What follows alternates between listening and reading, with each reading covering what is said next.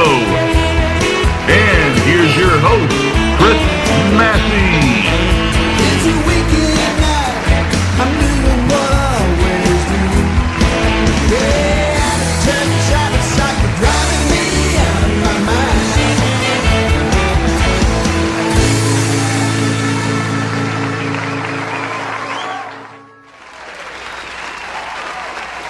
Hey everybody, I'm Chris Massey and welcome to the Chris Massey Show here on the American Hearts Radio Network. Tonight is a special show. Tonight is our 10th episode of the Chris Massey Show. Can you believe that, Al? A lot of shows. 10 shows. So for all you people out there that laughed at me and said I wouldn't last 6 shows, well, what can I say to you? Well, I tell you what I can say to you. Kiss my ass! That's right. So anyway, since it's the 10th show, the network in Jacksonville has given me a couple of letters that they want me to read from viewers. We've been getting some letters in over the 10 shows that we've been on. So our first letter tonight comes from Katie in Kennesaw. Katie writes, Chris, you are not fooling anyone with that phony cowboy act. Your tone during your political commentary and the fact that you live in Midtown is a dead giveaway that you are nothing more than a bleeding heart liberal.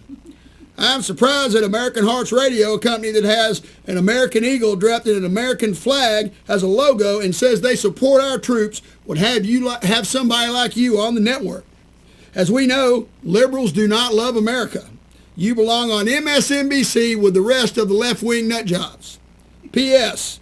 I really enjoy your music, but I cannot support you. Sorry, Kate. Are you kidding me? Out of all the letters they could have got for me to read, this is the one they picked? Don't think I don't know what's going on here in Dennis, Aloia. I know you got something to do with this. By the way, you can catch this show, Keeping It Real, here on the American Hearts Radio Network. So, Kate, first off, honey, I appreciate you watching and writing in. But by looking at this letter and seeing how much time and effort you put into it, I'm going to say you got too much time on your hands. And I'm just going to take a stab in the dark here and say that you're single, got a job you're barely holding on to, you got daddy issues, and you eat too much ice cream. So if I was you, I'd be worried about your own issues and not worried about me. What the hell do you care what I say and think? My wife certainly doesn't, for crying out loud. All right, we're going to read one more. Jake from Buckhead writes, Hi, Chris. I enjoy the show. I really like your piece on Mayor Kasim Reed's unwillingness to do anything about the homeless problem in Atlanta. I heard the mayor on a sports talk radio show recently saying that he is aware of the problem and he would get to it. What are your thoughts on this? Well, Jake, I heard that interview on 680, and let's get something straight. He was on there to talk about the Falcons' new stadium, not about the homeless problem. Somebody just happened to call in and ask him about it. So you want to know what I think? This is what I think. This is another full of shit politician blowing smoke up everybody's ass. He's not going to do anything about the homeless problem. To hear him talk, it sounds like it just started a little while ago. Hell, he's been in office 5 years, and he hadn't done a damn thing. It's worse now than it was when he went into office. The homeless shelter is still at the corner of Peachtree and Pine, 5 blocks from the Fox Theater, an area of town where people visit regularly. Thousands of suburbanites and people from out of town. And when they come to our fair city, what do they get? Homeless people panhandling them to death. So don't go on the radio, Mr. Mayor, and say you're going to do something when everybody knows you're lying. What do you care? You can't get reelected. You're in your second term. And by the way, that's the only good thing about you being the mayor. All right, we've got a great show tonight. I've got Sean McPherson from Smith's Old Bar. I got Mr. Tom Hill tonight. We got an episode of the Hippy Dippy Classic Album Review. So get you a beer and relax. It's going to be a good one tonight. We'll be right back. Scottdale Metal Products, your family-owned and operated gutter supply house since 1971. Wholesale prices are available to the public and we offer worldwide shipping. See our full catalog: gutters and coil, downspout, elbows, end caps and miters, outlets, debris protection, hangers K-style, hangers half-round, and many other accessories. Look us up on the web at scottdalemetal.net. That's scottdalemetal.net. Give us a call at 770-922-1330. That's 770-922-1330. Scottdale Metal Products Incorporated, 1520 Parker Road Southeast, Conyers, Georgia, 30094. Scottdale Metal Products is a proud sponsor of the Chris Massey Web TV Music Show on AmericanHeartsRadio.com.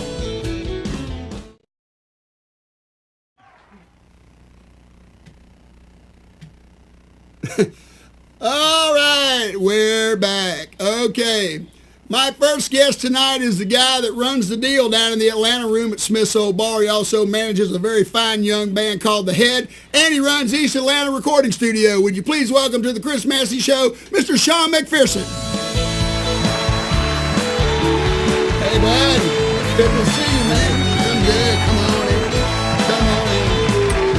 in. All right, Sean, when I was talking to you the other day, you tell me that you were actually from Connecticut. Is that right? Correct. And, in 2013, when the CMB was on tour, we played in New Haven, and I believe one of your buddies, Mr. Seth Adams, opened the show for us up there, you know, and I got up there, and he comes up, he said, well, you know Sean McPherson, and I said, well, yeah, so that was kind of weird. Yeah. He's a great performer, and if you're watching tonight, buddy, thanks.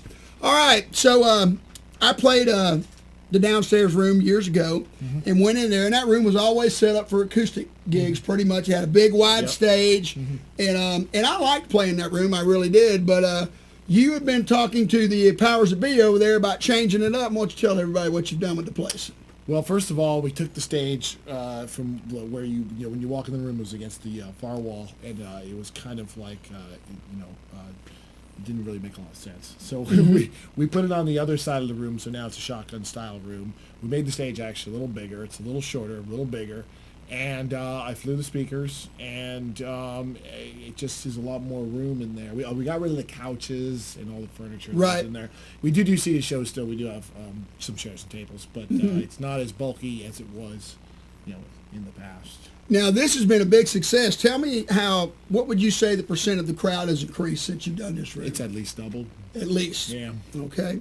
100%, I guess. So I guess your bosses over there are pretty happy with you? Yeah.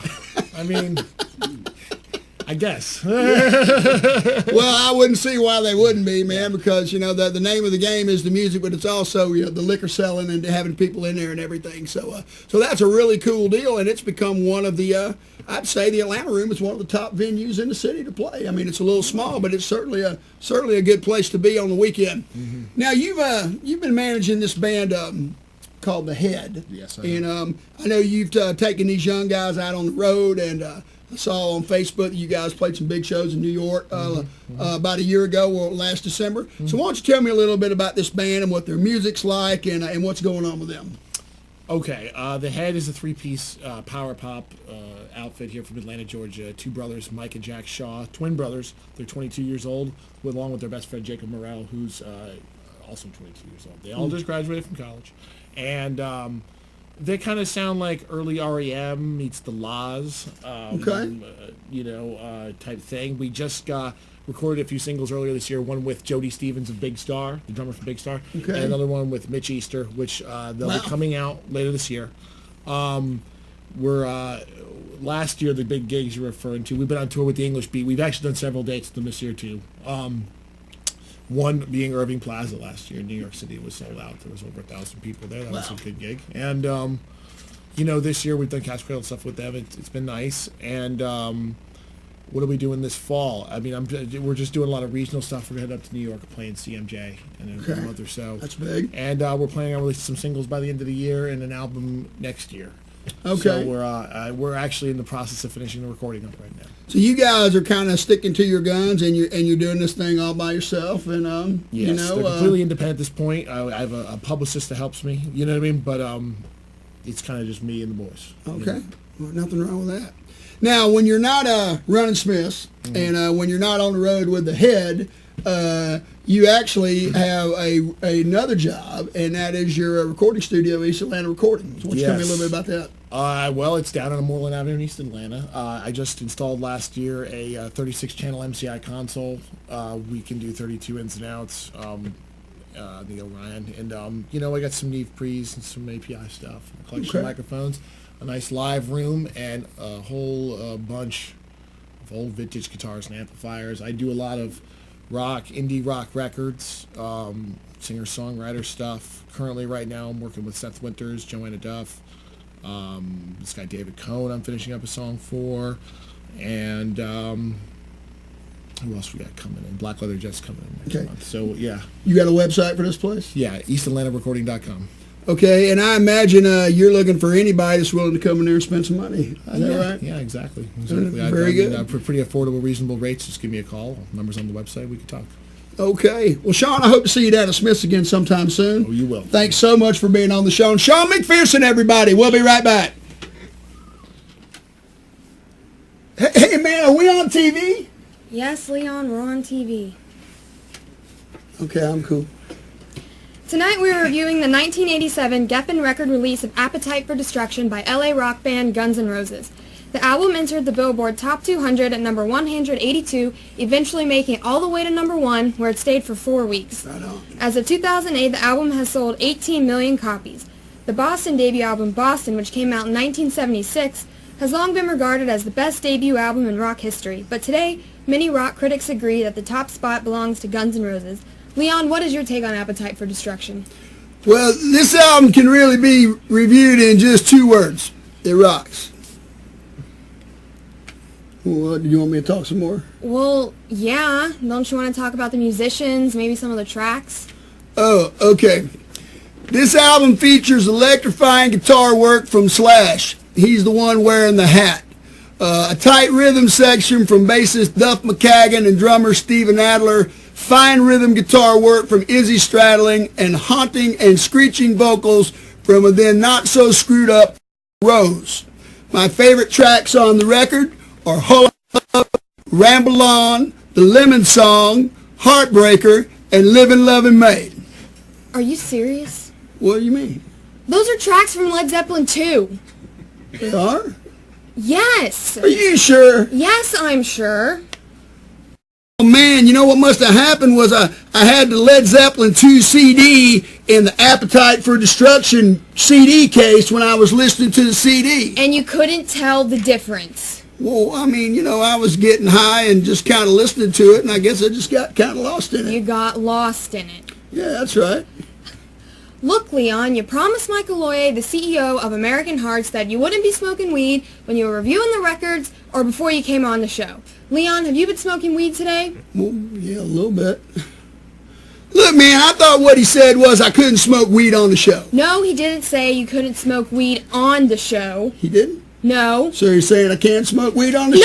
No! Just shut up! Just shut up! Now you listen to me, Leon Smoker. You are not going to drag me down. I come on the show, I'm prepared, and I'm professional, and you can't even listen to the right record. Hey, man, I don't think I want to work with you. You're kind of hostile. Hostile? You've ruined the whole show. Nah, just hold your horses there, Pocahontas. Let's don't go crazy quite yet.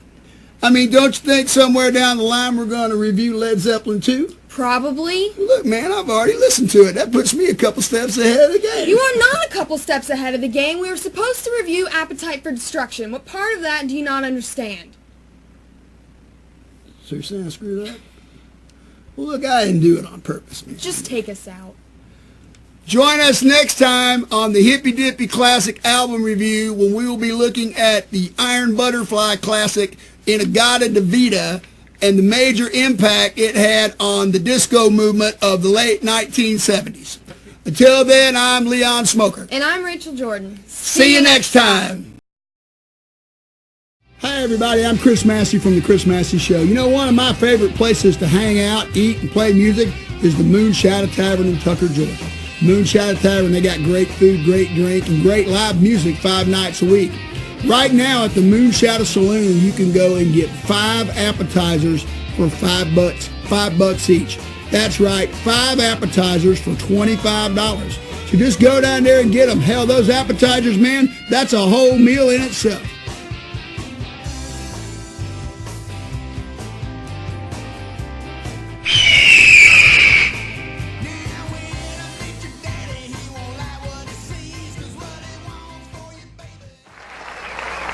All right, we're back.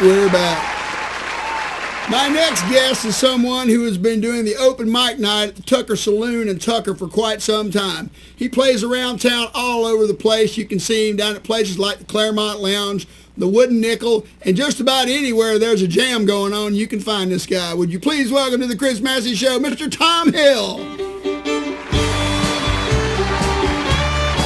Hey, Tom.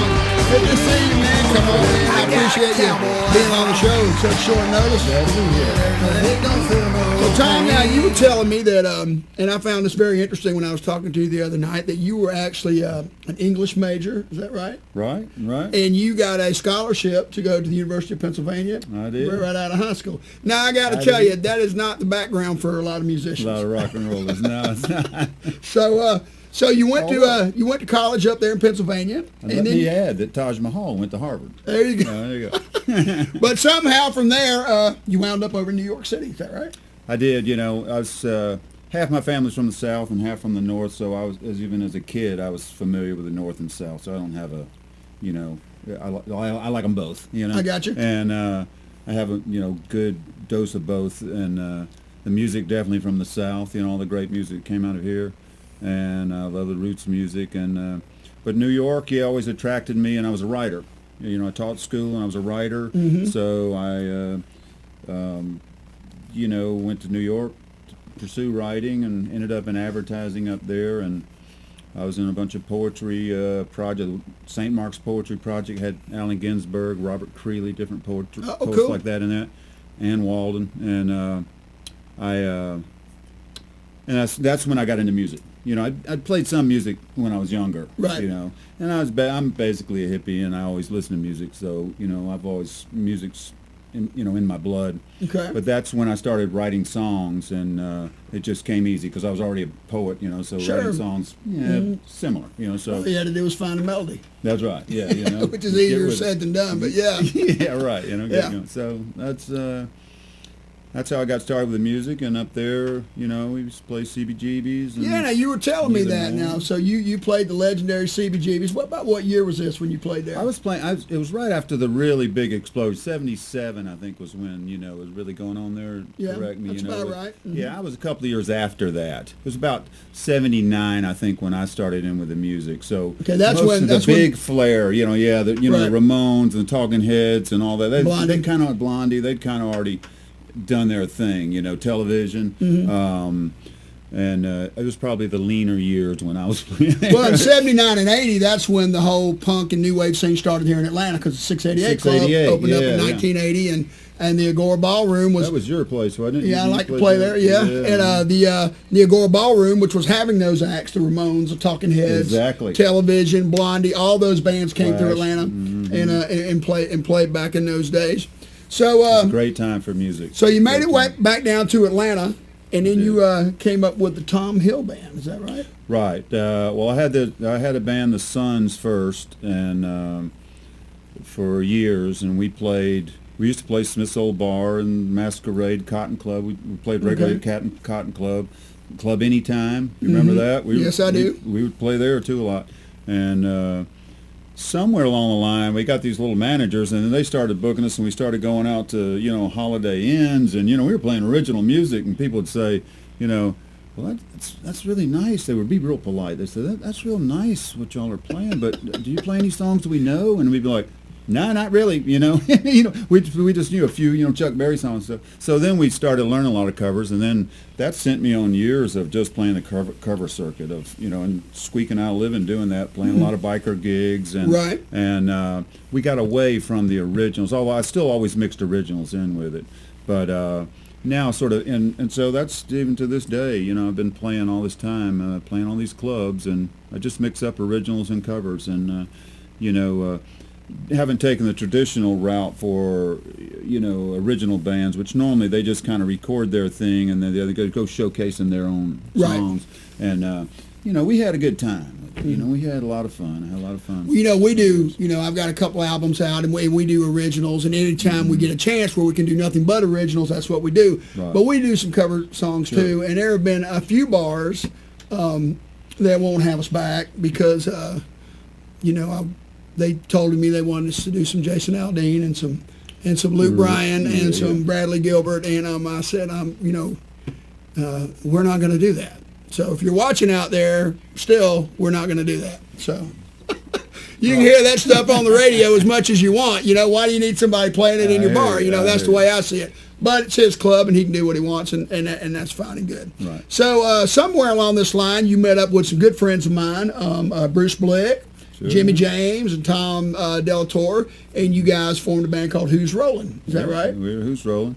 Along the way there, I stumbled into playing up at the Watering Hole a lot, which was, and Jimmy James was running that place, and David Johnson, who had played in my band prior to that, was a good friend. Right. You all grew up together. He still plays with you now. He still plays with me now, yeah. Okay. And so at first David and Jimmy and I formed a band, and we were THC, and also Bad Acid was another name of the band, Bad Acid, S-I-D. And then we morphed into Who's Rollin' when Bruce kind of came around. Right. And we spent quite a few years having a good time, playing a lot. Now, you guys were doing about 70 gigs a year, weren't we you? were playing a lot. Yeah, I mean, every time I called Jimmy, you guys were playing somewhere. Yeah. And basically, y'all's shtick was that you did Who and Rolling Stone songs. Right. And even then, though, we mixed in our, my originals, and we recorded them. Bruce Bennett, Exocet Studios, he recorded a bunch of our originals. And Okay. so we would always mix it up.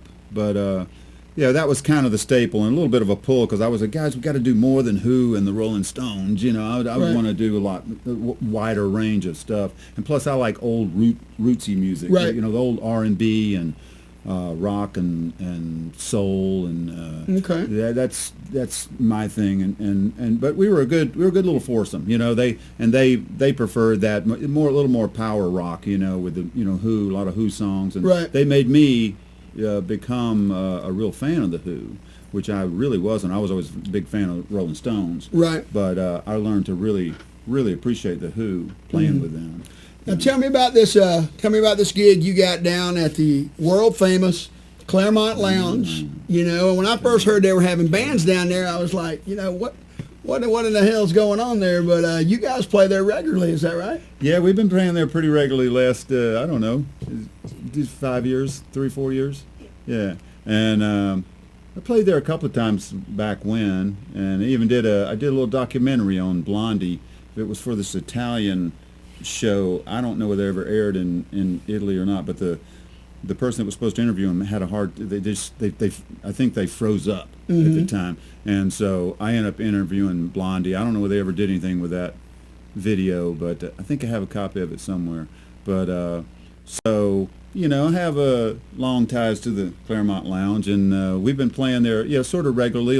With on Thursday nights they have live music and Right. great bands, like the Ghost Riders. right. I think you're going to have somebody on. Yeah, Frank from the Ghost Riders is going to be on the next show. And, of course, that band also features Rick Price from the Georgia Satellites. Rick Price And that playing the band. mandolin, which he says, I talked to him about it, and he loves carrying that mandolin. It's real easy. It's Yeah. just this little bitty old thing you got to carry around. No amps. He's got a haul. And J.B. Walker, he's kind of a legendary biker band. He's playing there now. Back when we used to play, when I played the biker circuit a lot, I played some gigs with him. He's got a real good band. Okay. His band's real good. Well, Tom, Good guitar player. enjoyed having you on the show. And, folks, on December the 4th, the Chris Massey Band is going to be playing with the Tom Hill Band at the Claremont Lounge. And I hope my wife's not watching, but, honey, I've got to do the gig. All right, Tom Hill, everybody. We'll be right back. Calvary Gutter Services, LLC provides quality service to our customers. We are committed to excellence and offer a 2-year warranty on all workmanship and a lifetime clog-free warranty on all gutter cover systems. We are fully insured for your protection. We are experts in copper and half-round gutter systems, which are offered in sizes ranging from 6 inches to 8 inches. Full soffit and fascia systems can be replaced as we install gutters to avoid wood rot and ensure a job well done. We proudly offer Magnolia underdeck systems. We ensure that you are happy with the service we provide. If you need a pro, call us 678-389-7945. That's 678-389-7945. Calvary Gutter Services. Find us on the web at www.gutteratlanta.org.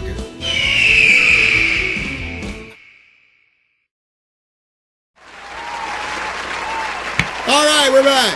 For being a guest on the Chris Massey Show, my guests, Sean McPherson and Tom Hill, will both receive a 6-month supply of rice-a-roni, the San Francisco treat, and a case of turtle wax. Just see Ray, the security guard, down in the lobby, and he will set you up with your door prizes.